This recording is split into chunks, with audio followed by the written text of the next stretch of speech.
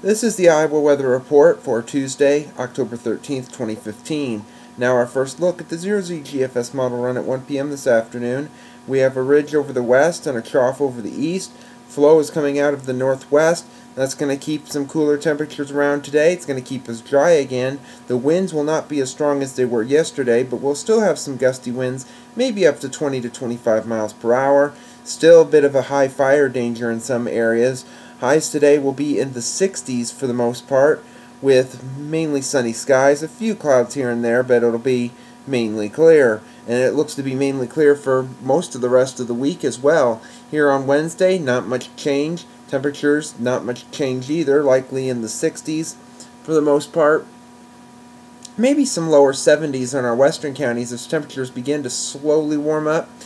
But as we move into Thursday, you can see a push of cold air is coming in from the north. Unfortunately, it's not going to bring us any precipitation. There could be some just to the north of the state across Minnesota and Wisconsin, but it looks to stay across the Great Lakes. But what it will do is it will drop temperatures on Friday, maybe for highs only in the upper 50s to low 60s, maybe even a bit cooler than that, because Friday night we could see our first frost or freeze, especially in areas along and north of Interstate 80.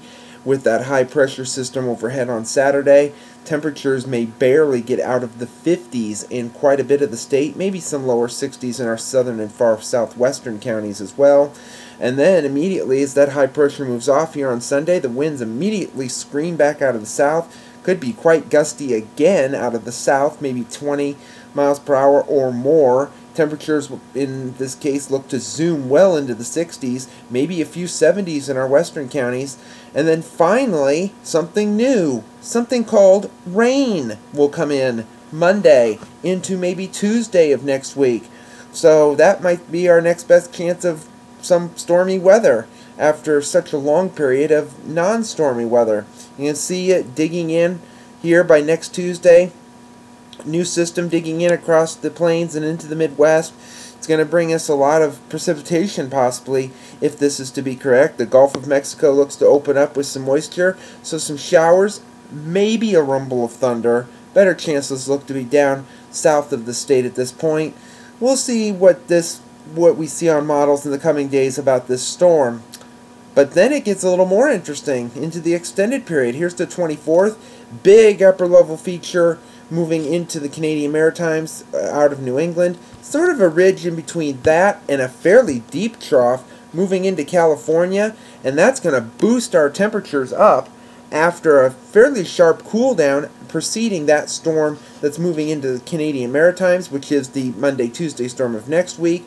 So we could see some warmer weather, and then it looks to be followed on to the 28th, which is the end of the period, by an upper level feature that has now moved into the Midwest, the plains, back into the desert Southwest. Bit of a ridge trying to pump up over the Northwest and into Canada, but this upper level feature, these are very finicky, so given that this is more than 2 weeks out, we're not very concerned about it at this time. Confidence in this solution at this point out is rather low. What is not rather low is this low-pressure center that's over the Great Lakes on the satellite image from last evening, bringing northwesterly winds in from Canada. The winds coming in to the Pacific from the west and southwest, bringing a lot of heat across the southwest. Some watches and warnings from last evening, only a couple. Some red flag warnings in Wyoming, some frost and freeze conditions in Colorado. Other than that, it's dead quiet across the country, and we're happy with that.